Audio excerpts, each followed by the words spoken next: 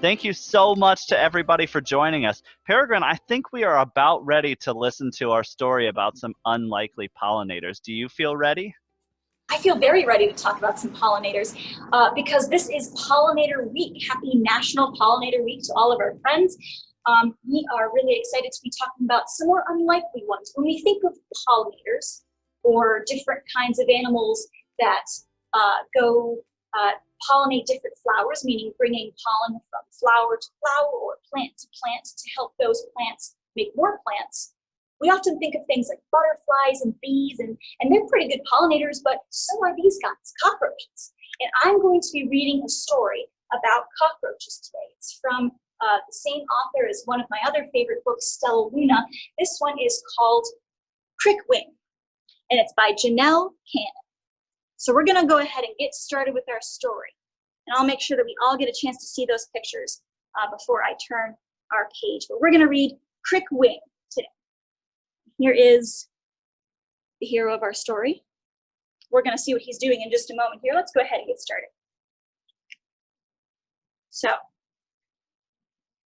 far below the great forest canopy lies a shadowy world that many insects call home. Among the damp clutter of fallen leaves and branches, leaf-cutting ants toil all day while large cockroaches awake their evening search for food. One cockroach had looked like all the others until a close call with a hungry toad. In his wild escape from the toad's sticky tongue, he had twisted one of his fine long wings. Since then, everyone called him Crickwing. Let's take a closer look at Crickwing. You can see that his wing is a little bit bent here.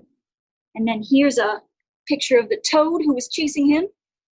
He ended up being just fine, but of course he has that bent wing. That's why everyone calls him Crickwing. Crickwing despised, he doesn't like his nickname. He avoided hearing it by staying far away from other creatures. He would sneak out to find his food when the night was darkest, knowing that the forest was crawling with predators even worse than ravenous, hungry toads. The forest seemed much less fearsome whenever Crickwing found a nice pile of tasty leaves, roots, and petals. He took comfort in their bright colors and interesting shapes, and he often built sculptures from them before he ate them. When he was busy playing with his food, he could almost forget the pain in his crooked wing. One night, Crickwing created his most wonderful sculpture ever. He was so absorbed, he was so interested in his work that he didn't hear the soft footsteps behind him. Here he is making his beautiful sculpture out of some of his food. What do you guys think it might be? You can think in your head what kind of beautiful sculpture he might be making. Let's see who's sneaking up behind him. Pow! Swoosh! A sharp-eyed monkey clobbered Crickwing and swiped his sculpture. Crickwing dove for cover. I only let him get away with that because he's so big, he grumbled, cowering under a rotten log. So look, Crickwing escaped, look, away from this monkey. And then he said, I only let that monkey get away because he's so big. Looks like the monkey is eating his sculpture. Oh man, let's see what happens next. Crickwing hid until the next night when hunger drove him out to search for his next meal. But as soon as he had added the final flower petal to his dinner, an enormous, scaly lizard nearly gulped him down. Well, Crickwing dodged, and the lizard took off with his edible artwork. Another masterpiece ruined, Crickwing panted. Oh, I'm starving and my wing aches. I don't know if I can take this much longer. Look at this gigantic lizard. It looks like he was making a pretty cool sculpture here out of some leaves and petals. Look at this. He's running away from that gigantic lizard. Let's see what he does next. It sounds like he's pretty hungry. Ooh. The next night, things got even worse. An ocelot pounced and nearly crushed Crickwing. When he darted away, the ocelot scooped him up in her massive paw and threw him high into the air. Oh no, Crickwing wailed, not again. Look at that.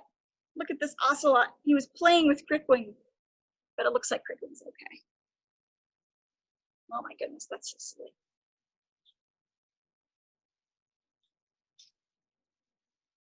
When he landed, Crickwing scrambled about in a panic and leaped into a crevice under a stone, where he collapsed into angry tears. I'm so tired of having to run from giant predators. He seethed. He's so angry and upset. I hate being so small, and I hate never being able to finish a meal. I'm a mere exoskeleton. Oh, so since he's a cockroach, he has his bones on the outside of his body. He has an exoskeleton. Through the long night, Crickwing's wing throbbed as he waited in his hideout. He's waiting here. You can see the ocelot looking in for him. He's safe, but he's feeling very angry, very upset. Poor Crickwing.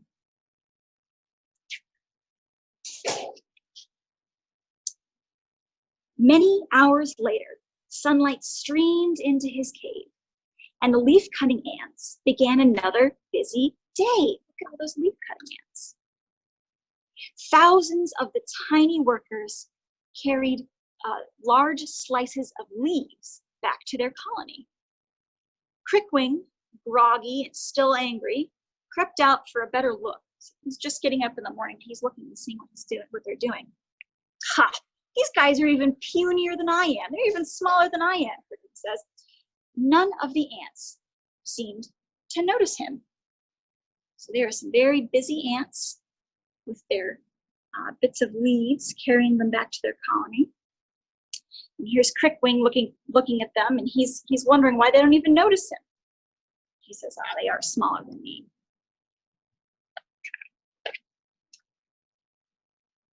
Crickwing inched closer. There's something about these eerie critters, these eensy-weensy critters, that just bugs me. Why isn't anyone bothering these little guys? He placed a spiny leg, his thin leg, across the leafcutter's path. Well, let's see what happens now, he laughed. Have a nice trip. See you next fall. Look at this. Oh, he's trying to trip them. Crickwing, what are you doing? Look at that. He sticks out his leg and he's trying to trick those ants. Here's the ant going, whoa, losing his balance. Let's see what happens. Several ants stumbled, but then went back to work as if Crickwing weren't even there. This will get their attention, he growled, picking up a leaf from the path. The ant carrying the leaf hung on tight, which gave Crickwing a dastardly idea. It gave him a terrible idea. He hung several ants from a vine, one by one, and watched with glee as their tiny legs flailed. Crickwing laughed so hard that he nearly forgot his aching wing. He is so silly. That's kind of mean. I think the ants look like they're going to be okay, though. That night, Crickwing wolfed down a sweet flower bud, not even noticing its dazzling purple color. He had work to do. So he's not doing his normal artwork because he's doing all this stuff with his ants. Look at that. Look, he's laughing at them. I think that they're going to be okay, though. Let's see.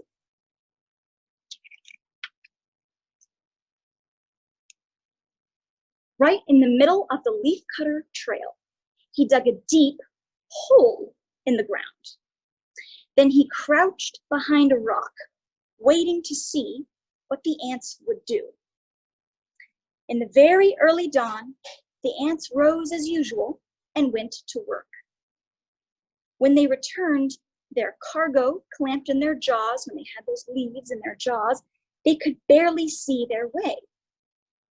They plummeted, they fell into the trap, piling into a great green heap.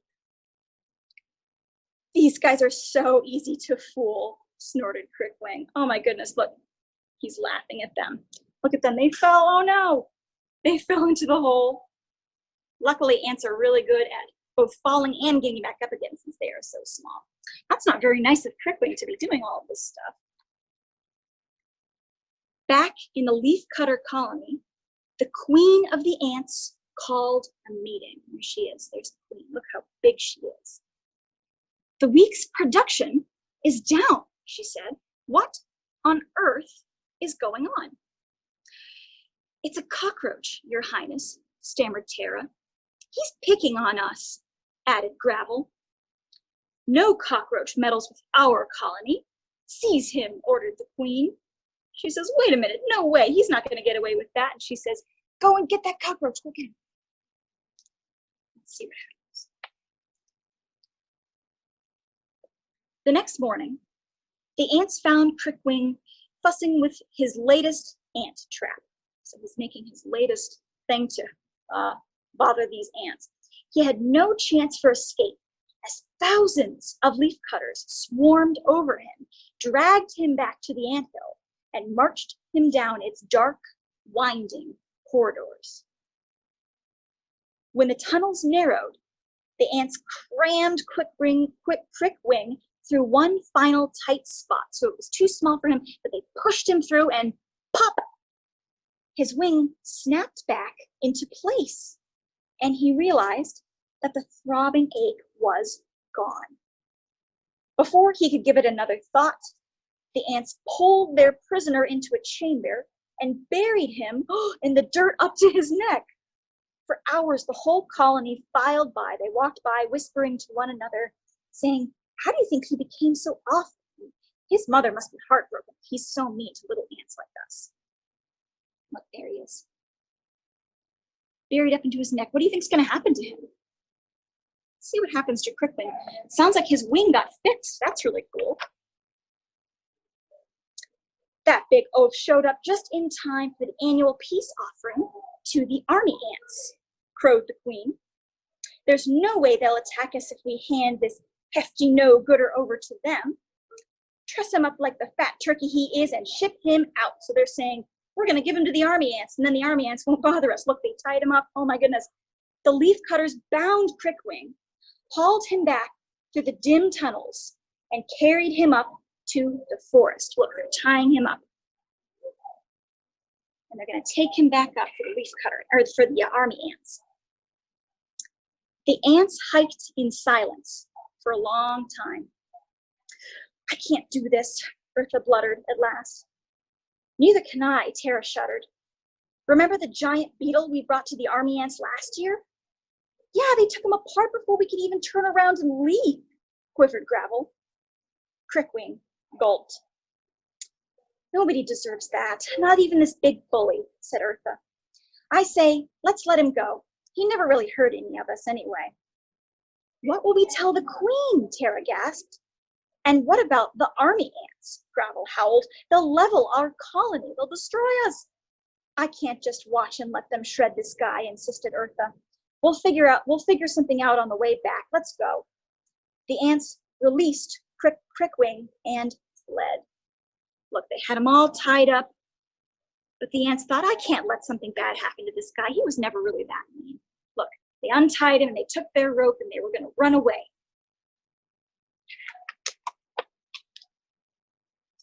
Crickwing was stunned. The queen is going to have their heads. She's going to be so mad at them. The whole leafcutter army is now in serious danger from those army ants, all because of me. Now that his wing no longer hurt, he could think clearly. I have to do something, but what? And then Crickwing had a brilliant idea. Wait, he yelled, racing after the leafcutter ants. I can help, wait. He described his plan, and the ants listened carefully. We'll have to move very quickly, but if every ant pitches in, I think it will work, Crickwing said. Can we trust this guy? Said Gravel. Do we have much of a choice?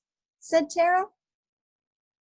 The plan is worth a try, and we'll do our best to win the patience of the queen, Bertha promised. But we don't have much time. Jump on my back, all of you, said Crickwing. I am one fast runner. Look at that. He's talking to them there, and then he says, jump on my back. I'm very fast. He's running to their hive, running to their anthill. Let's see what happens. In a far corner of the forest, in the army ant camp, the lieutenant paced angrily. One of the ant army was pacing, and he was angry. Those leaf-eating fools are late, she snarled. If we don't have our peace offering by tomorrow at dawn, we march in and take the anthill. As the hours passed, the army ants grew more agitated. All of these army ants are getting more and more angry. Look at that. Looks like they're drawing up their battle plan. Let's see what happens. At first light in the morning, right, the army swarmed from its nest, ready for conquest. They were ready to take the other anthill. No one, shouted the lieutenant, absolutely no one keeps the army ants waiting. They poured like an angry river down the trail to the leafcutter anthill. As the ferocious ants turned the final bend, they stopped, dead in their tracks. Look, they're all going to the leafcutter anthill, but then they stopped. They must have seen something. For a long, silent moment, they stared at the hugest, strangest, greenest anteater they had ever seen. It loomed high over them, its terrible tongue dangling from its mouth. The lieutenant's squeaky voice broke the quiet. Halt! About face! Run away! The army ants tripped over one another as they scrambled back toward their camp, none of them daring to look back. Look, they saw this strange, gigantic anteater. Look at its tongue hanging out. And they all said, run away!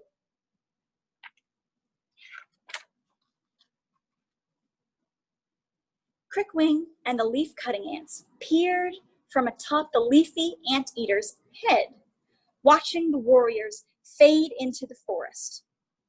They all held their breath until the entire terrified horde of army ants had vanished. Then the queen approached. I don't think we'll be seeing them ever again, thanks to you and your enormous sculpture, Crickwing, she said. Or should we call you Straightwing now? We need someone to help us keep this anteater in order. So I hope that you will decide to join our colony. And I hear that you're an incredible chef. Oh, so she's saying, I don't think we'll see them again, but we should make sure that this anteater is still here. So Crickwing, or rather Straightwing, will you stay and help make sure that this anteater still looks good, enough to scare them away? Crickwing said, oh, I just like to play with my food. And please, call me Crickwing, Your Highness. I would very much like to stay. The first thing I want to do is prepare a great celebration feast for everyone.